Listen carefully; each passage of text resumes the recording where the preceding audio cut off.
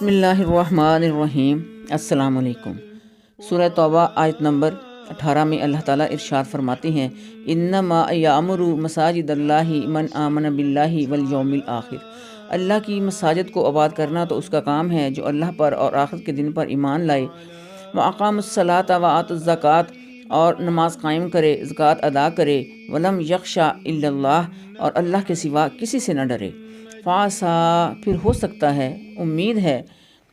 اولئک ان یکونوا من المہتدین، اور امید ہے کہ ایسے ہی لوگ ہدایت یافتہ ہوں گے۔ پیارے ویورز، مساجد میں نمازوں کے لیے آنا جانا، مساجد کی صفائی کا خیال رکھنا، ان میں روشنی کا انتظام، مساجد کی تعمیر اور اس کی مرمت اور اس کی تولیت وغیرہ سب کچھ اس میں شامل ہے، اور یہ صرف ان لوگوں کا کام ہے جن میں یہ 4 خصوصیات جو اللہ نے ان آیات میں بیان کی ہیں وہ پائی جائیں: اللہ اور روز آخرت پر ایمان، اور پھر اس ایمان کی ظاہری شہادت کے طور پر نماز کا قیام اور زکوٰۃ کی ادائیگی، اور اللہ کے سوا کسی سے نہ ڈرنا، یعنی اللہ کے سوا دوسرے دیوی دیوتا، کوئی بزرگ یا فرشتوں اور ستاروں کی ارواح کے متعلق یہ گمان رکھنا کہ اگر وہ ناراض ہو گئے تو اسے کوئی نقصان پہنچا دیں گے یا کسی مصیبت سے دوچار کر دیں گے،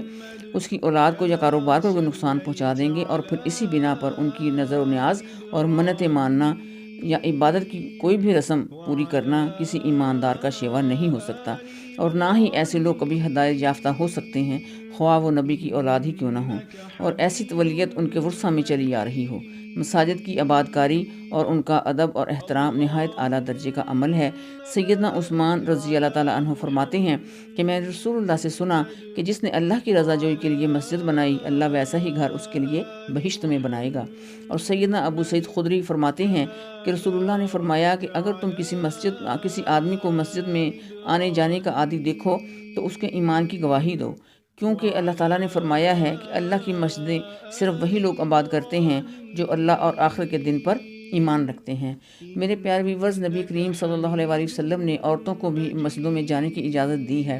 ہاں، ہماری مسجدوں میں اگر ان کا انتظام الگ ہو تو اپنی عورتوں کو مسجدوں میں جانے سے نہ روکیں، ورنہ